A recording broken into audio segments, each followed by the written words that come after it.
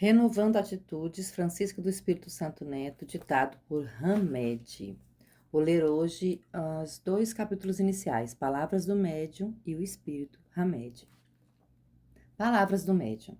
Vivi grande parte da minha infância, no período de 1956 a 1967, na fazenda Bela Vista, propriedade de meus pais, nas redondezas de Catanduva. Morávamos em um casarão construído no começo do século, muito alto e alicerçado sobre porões. Tinha grandes portas e janelas, uma ampla varanda a marcar a entrada, entrelaçada com trepadeiras que a refrescavam com sombra acolhedora. Era todo rodeado de flamboyants floridos, cheirosos, jambeiros e muitas outras árvores enormes. Apesar das diversas possibilidades de uma criança encontrar num lugar como esse motivo para brincar e divertir-se, eu me lembro que meus entretenimentos preferidos eram escutar minha mãe tocar piano e construir com argila ídolos, estatuetas e templos com altas colunas, os quais eu utilizava para criar histórias curiosas. Fantasiava e imaginava as personagens durante a noite em meus sonhos, para materializá-los depois, durante o dia, entre dramas e acontecimentos interessantes.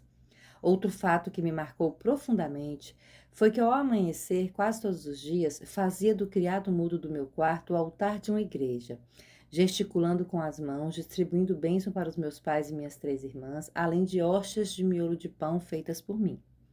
Se reúno aqui alguns dentre as Se reúno aqui algumas dentre as muitas recordações da minha infância, é somente para mostrar que, antes de entender-me como pessoa neste mundo e antes de possuir plena consciência das coisas, já se manifestava em mim fortes reminiscências de vidas passadas, assim como tendências profundas pela religiosidade e interesses vigorosos pela vida espiritual. Posteriormente, no início da minha adolescência, mudamo-nos para a cidade, onde me recordo das sucessivas indagações a respeito do fenômeno morte que percorriam minha mente. Imensa curiosidade me envolvia quando acompanhava meus pais nos velórios de parentes e de amigos da família, pois reflexionava naqueles momentos, querendo desvendar a qualquer preço os mistérios do além-túmulo. Durante os intervalos das aulas no Instituto de Educação Barão do Rio Branco, onde eu estudava, por seu prédio encontrar-se ao lado do cemitério local, eu tinha a possibilidade, às vezes, de acompanhar o sepultamento de pessoas das mais diversas classes sociais. Observando os funerais, sempre indagava de mim mesmo o porquê de caixões humildes com tampos de pano ou das urnas caras com enfeites de bronze, das corbelhas de flores exóticas ou dos ramalhetes de flores caseiras, dos mausoléus suntuosos de mármore ou das covas rasas de terra batida. Se todos tinham a mesma destinação, com a morte do corpo físico, por que tantos contrastes? Para onde iam as almas? Como viviam? Quais os critérios para se viver bem após a morte? Precisamente aos 17 anos, ao ser tocado pela mediunidade redentora, fui levado a descobrir gradativamente todas as respostas para as perguntas que povoavam há ano meu espírito sedento pelas coisas espirituais. Passei então por diferentes correntes religiosas e em algumas exercitei a mediunidade, aprendendo as primeiras lições sobre a reencarnação e sobre a vida no além-túmulo.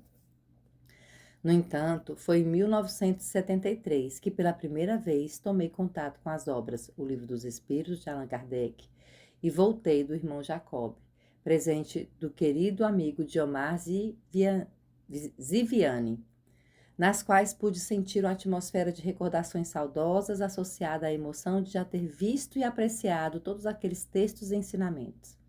Apesar de há muito meu instrutor espiritual, Hamed, junto de outros tantos espíritos bondosos que me assistem, estar presente, dirigindo minhas faculdades mediúnicas através da psicofonia, somente em novembro de 1974 recebi minha primeira página psicografada. Tinha como título O Valor da Oração e vinha assinada pelo espírito Ivan de Albuquerque, entidade amiga até então completamente desconhecida em meu círculo de atividades espirituais. No decorrer desses quase 25 anos nas tarefas da mediunidade, recebi centenas de mensagens, realizando o devido exercício de ajustamento e flexibilidade que esses mesmos mentores diziam que eu necessitava para ser um elemento mais afinado com eles, para adquirir boa receptividade e produzir convenientemente. Ao longo desses anos, aprendi a admirar o bem cada vez mais. E por meio dele, identifiquei com outros tantos amigos da Sociedade Espírita Boa Nova, nascida de um trabalho despretensioso de um grupo de jovens de 1981. Os anos passaram e as atividades na área mediúnica se mesclaram com as da área social.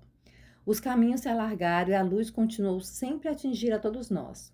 Nos últimos anos, surgiram em nossa sociedade, para nossa alegria, vários empreendimentos ligados à área do livro espírita, sobre a inspiração do mundo maior. Clube do Livro, Banca do Livro, Livraria Espírita, distribuidora e recentemente a editora. Nada acontece por acaso. Assim, refletindo, consigo visualizar claramente toda a fase de preparação pela qual passei, a fim de poder hoje contribuir humildemente com meus poucos recursos de médium no trabalho iluminado do Espiritismo. Agradeço ao bom Mestre Jesus, bem como aos nobres e generosos mensageiros espirituais, a oportunidade de estar colaborando com os leitores desse livro de Hamed, em que servi de simples intermediário. Que esta obra possa inspirá-lo em seu dia a dia, colocar luz em seus caminhos e dar-lhes entendimento diante dos obstáculos. O Espírito Hamed. Recordo-me que, no final de 1972, registrei pela primeira vez a presença amiga do meu instrutor espiritual, Hamed. Experimentei durante todo o tempo em que transmitia suas palavras pela psicofonia semi-inconsciente uma sensação nova que me envolveu o coração numa serena atmosfera fluídica. Uma paz imensa tomou conta de todo o recinto, envolvendo os que ali participavam nas tarefas da noite. Ele afirmava nesse encontro que seus laços afetivos se prendiam de modo vigoroso aos elementos do grupo ali presentes e particularmente se dirigiu a mim, reiterando os vínculos espirituais que tínhamos, decorrentes das diversas experiências que juntos vivemos nos muitos séculos das eras distantes. Oportunamente, sobre outras particularidades de nossas encarnações, através dos constantes contatos mediúnicos com ele, em que dizia, entre outras coisas, que antes da era cristã, já tínhamos vivido várias vezes juntos no Oriente e especificamente na milenar Índia. Hamed é pseudônimo que ele adotou, alegando sentir-se assim mais livre para desempenhar os labores espirituais que se propôs a realizar na atualidade. E corrigindo aqui, nota-se, lê-se Hamed, palavra de origem árabe. Hamed, é com acento no E, Hamed. Mais tarde também nos confidenciou que na França do século XVII participou do movimento jansenista, precisamente no convento de Port-Royal de Champs, nas cercanias de Paris, como religioso e médico. Costuma mostrar-se espiritualmente, ora com roupagem característica de um indiano, ora com trajes da época do rei francês Luís XIII. Em meus encontros com ele durante o sono, pude guardar com nitidez seu semblante sereno e ao mesmo tempo firme, que facilitou a descrição precisa que fiz ao pintor catadunvense Mordilli, que o retratou em 1988 com muita originalidade. Hamed tem sido para mim não somente um mestre lúcido e lógico, mas também um amigo dedicado e compreensivo. Recebo sempre suas lições com muita atenção e carinho, porque ele tem mostrado possuir uma sabedoria e coerência ímpares, quando me orienta sobre fatos e ocorrências inerentes à tarefa na qual estamos ligados no Espiritismo.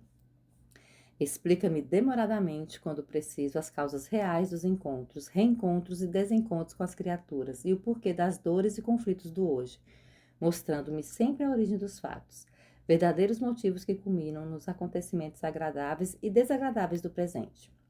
Portanto, não poderia deixar de vir publicamente, no limiar deste livro, agradecer ao meu querido benfeitor espiritual todas as bênçãos, entendimento e paz que ele me tem proporcionado, bem como rogar ao Senhor da vida que o abençoe e o ilumine agora e para sempre. Catanduva, 4 de julho de 1997. Francisco do Espírito Santo Neto.